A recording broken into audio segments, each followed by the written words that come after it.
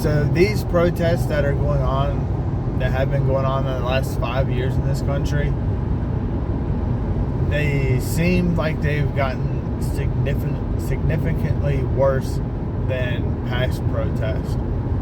You know, before there's peaceful marches and there's, you know, walkouts or, you know, just whatever. But the uptick in violence over the years, I mean, we all see it on the news. Protesters shooting first responders and, you know, baiting them, starting fires. And then when firefighters come out, they come and shoot them. These protests that have been going on a couple years ago, where whole cities were burnt down, towns were annexed, they tried to take over land. That has to do with no discipline for these children growing up, and some of the older people that go along with it, I think they just want to be a part of something special. It's that group mentality thing. There's a lot of issues with these people. They can protest for whatever they believe in, just like either side can. But when they start shooting, that becomes a major problem in this country. And I feel like, this is my own opinion on it, but I feel like this has all been designed intentionally for something like this to happen. Now, protesters can shoot at officers, and it's not good, obviously, but that is just a crazy person with a gun type scenario, and nothing's really going to happen except for that individual is either going to die or get arrested, like they have been happening. But flip it around, and what happens when one of these ICE agents or one of the federal officers, you know, has an itchy finger or slips by accident and accidentally shoots one of these protesters? That's how a lot of these conflicts throughout the world have happened, is I messed up and, you know, did something, or the heat of the moment something happens. And if you think it's bad now, if you think these protests are bad now, just wait until something like that happens. Whether it's an intentional event or somebody just slips up and does something they regret not meaning to. Or they get a little carried away trying to arrest somebody and hurt them severely. I'm not saying it's not justified on their part. What I'm saying is, when things like that happen, it typically enrages the mob and their mentality of destroy and burn everything down. And I keep thinking to myself, this all seems so intentional. There was something that happened, I don't know, what was it, like 15 years ago, 10 years ago? It was called Jade Helm. It was a military exercise training. It was right before they had the pandemic. It was before the pandemic. It was like the exercises for the pandemic. And then all of a sudden, a year or two pops up later in the pandemic. So it was a couple years before that.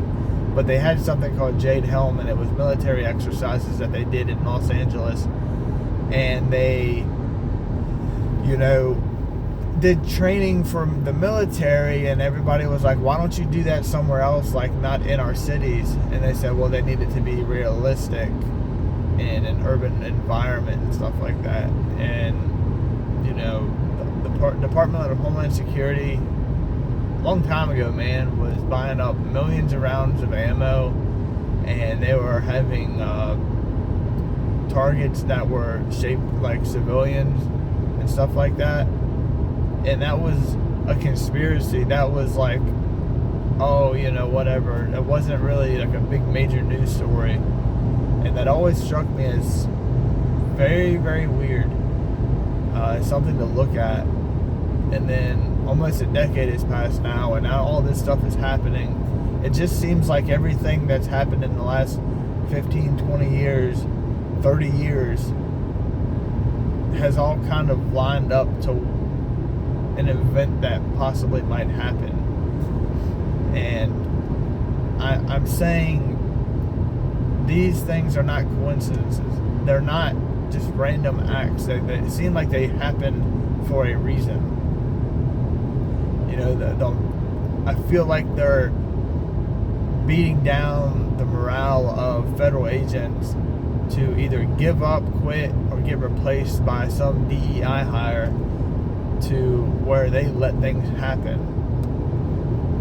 And yesterday or the day before, I was reading about it last night, there was a van filled with like 65 propane tanks and a bunch of diesel, and the guy, his food cart fell off the back of his van. It got unhooked and it hit a car, and it was an accident, and the guy ended up running away from the accident, and you know, trying to hide the keys and stuff, and he didn't want to open up the van, and the fire department found a smell that smelled like gas, so they opened the van and they found all those tanks.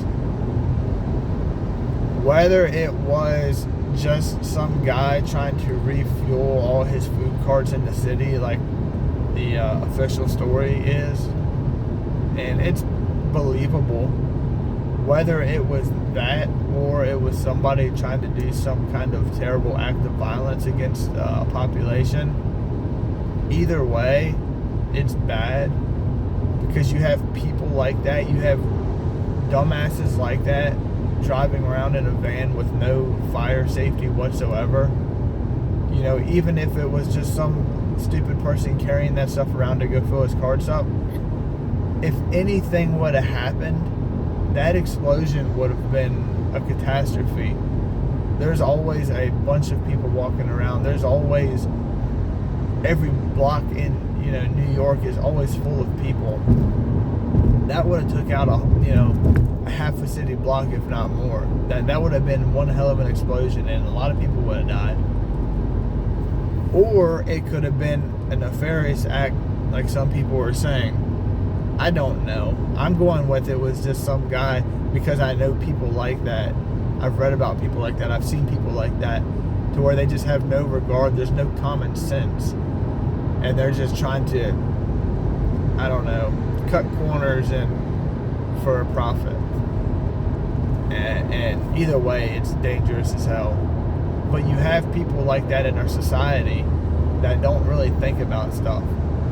You know, you got videos of people filling up gas tanks that are not meant to hold gas, and the crap spills all over the road. Or, you know, something like people that build bunkers and stuff like that, they put propane tanks underground, and the shit blows up. And wow, who could have saw that coming?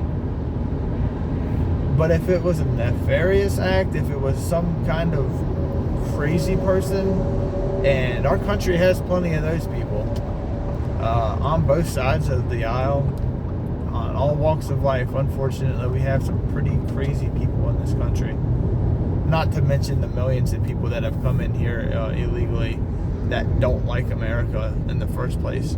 There's videos of them burning our flag, burn it down, burn the system down, get rid of the system. They're encouraging this to happen.